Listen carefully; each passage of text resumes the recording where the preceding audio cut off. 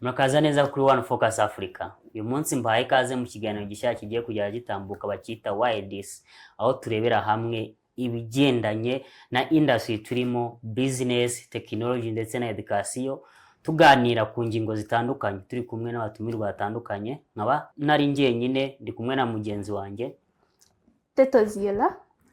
Hawe ikaze muri One Focus Africa studio. Murakoze. Uyu munsi tubafitiye topic yitwa AI is spreading fast. Kweki AI iri kwihuta. Okay, ku bantu badukurikiye uyu munsi AI ni tools abantu benshi bakoresha.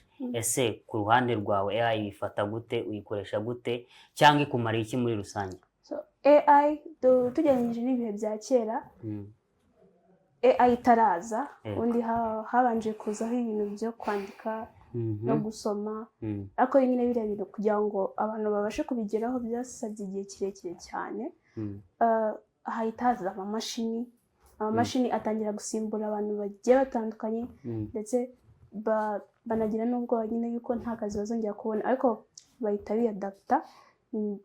Nicyo kintu technology ihora yiyongera buri munsi kuko bije uko byagenda ihinduka. Hahita haza AI yita ihindura uburyo imikorere yose ikora.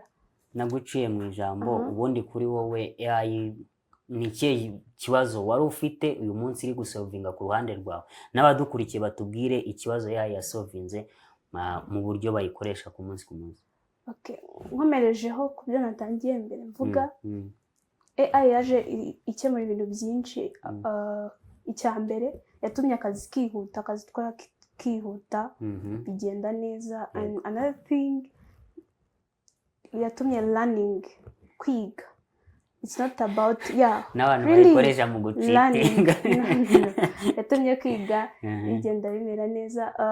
Ikindi yahinduye structure ya learning mbere kera kwari ukwiga ukamemoriza, ukagenda no mu ikayi ukiga, ariko ubu ngubu ni ukugenda, it's to know what to ask, what to improve, what to understand, noneho ukamenya output uza gutanga. Changing the learning cyane. Ikindi, no excuse yuko wabuza muri resources yo kwiga, no. When there is AI, no. Ikindi kintu changing ni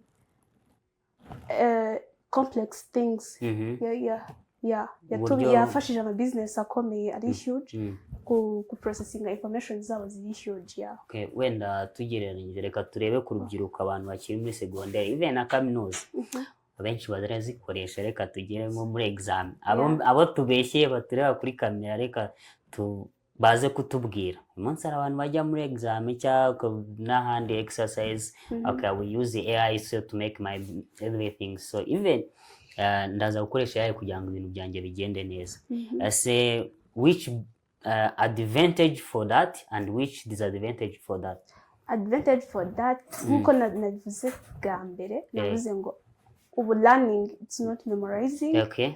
It's about to know what to ask, ukamenya what to trust, then nibyo wandika, sibyo? Okay. Iyo ni advantage nyine ya AI muri kwiga. But if you don't know what to ask AI, my God, wahiye nyine. Okay, wenda tugarutse ku bindi bintu. Ese training uyu munsi, sibyo? Cyangwa internship, cyangwa ni ibintu uyu munsi dukeneye kugira, ariko ugasanga birimo imbaraga nke. Umuntu akumva yuko nimba ndi umu graphic designer use AI kugira ngo ibintu byanjye bigende neza. Ariko se ni ikintu cyiza kuba wakegera ibigo bitandukanye bitanga training even internship kugira ngo wiyungure ubumenyi. Ubyumva gute? Okay, one thing AI itazatanga, it's practice, real practice with the reality. You could learn with AI, but practicing in the real environment, real project, real environment. AI, although you call what learning, but sometimes it has technical terms in cyangwa nago eta yumva your situation rimo ako kanya. Maybe you are using HP, right? And you are asking about the Lenovo questions. Okay, let me put it in that way, right? Okay. When the by training the cover HP questions, right? Because it's a matter of training. It uses algorithms. algorithm. Yeah.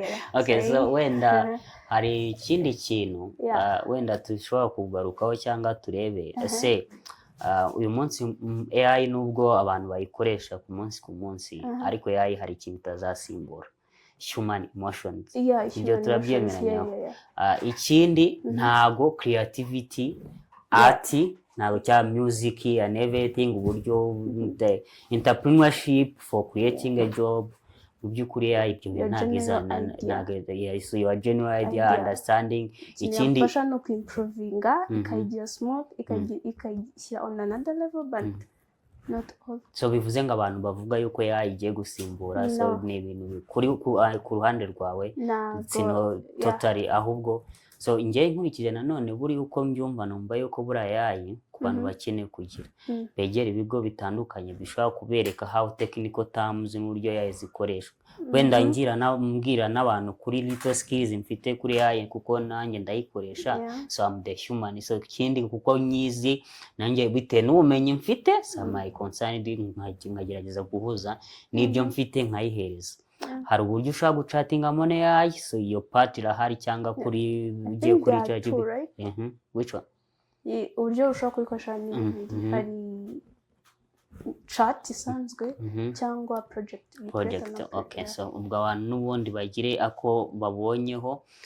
Ikindi kintu wenda cy'ingenzi dushobora kugenda tutavuze ku bigendanye na AI, reka tugaruke wenda tuhereza abantu batureba uyu munsi wa none. So umuntu ukeneye kwigura mu bijyanye na internship training cyangwa kugira ngo ubumenyi bwiwe buhuze na AI, uyu munsi nimba uzajya muri photography, filming, kubera ko none ubu ngubu turaya yuko AI ntabwo yasimbura filming, sibyo? AI ntabwo izaza uburyo organizing ibi, ntabwo izamenya disasters ziri kubaho, ntabwo izamenya what's the world trending ziri kubaho, yagwa idea. So bivuze ngo ukeneye kwihugura ubumenyi. So what's the advice final one so we can even conclude our session? Okay, for concluding our session, ikintu nababwira use AI as a tool, not as everyday decision making part. Yikoresha nka tool yawe. Ikindi kintu navuga so ari abantu nyine baba bashaka kwiga, trainers guys, especially Saturday evenings, hari ikintu tutavuze kuri AI yuko it can't beat human emotions or critical thinking. Ari byo nyine tuzajya turebaho muri hyperdrive, so kugira ngo tubashe connectinga n'abantu, tumenyane n'abantu. Maybe you could find an opportunity there, I don't know. Okay, so wenda abantu baturere reka tubibutse yuko ushaka kuba ukeneye kwiga multimedia, ushaka kuba ukeneye software ku understanding these technical terms, sibyo? Ushaka kuba ukeneye n'izindi service, social media management, branding and everything. So wadusanga hano nearby Dubai Port, and then nimero ziri kuri screen yanyu mwaza kureba mubashe kutuba. Ikindi mudufollowing kuri social media platform One Focus Africa. So tubibutsa yuko byibuze let me just take this opportunity, want to ask the favor of just helping us and bring conversation. Murabizi yuko iki kiganiro gitandukanye na Voice of Tomorrow podcast. So podcast we invite those people who have ideas. Here we really need your help, your insights, topics twazana, ibyo twagenda tuvugaho, ibyo mushaka kumenya deeply. Even n'abashaka kujoining our topic and then you can join us because this is Kinyarwanda, our mother language. It's a mixture of English. Okay, so tubabwira ngo so our podcast iracyakomeje ku bantu bakeneye kujoininga if have the project they share. So this is will be conducted in English, am right? Ariko iyi bayita why this ukeneye gusobanukirwa ibintu bitandukanye so in industries of technology. So go next time reka tubararikire wenda kuzavuga ku kintu kijyana entertainment, even how entertainment can connect with the business. So kuba ko byose ibyo turimo muri iyi si it's about business umugabane agira. So ijambo rya nyuma cyangwa ijambo rimwe wabwira abantu then we can closing up. Guys, this is your time to learn, to engage, have fun here. Muri One Focus Africa, muri why this. So follow us for more. Okay, so nanjye icyo nababwira nuko ngo join us on hyperdrive. So connecting, learning, out pitching, storytelling. Ikindi we just need help from you. We want to grow and we want you even to grow. So just help us by subscribing, by giving the ideas, the insight, everything. Thank you. Thank you.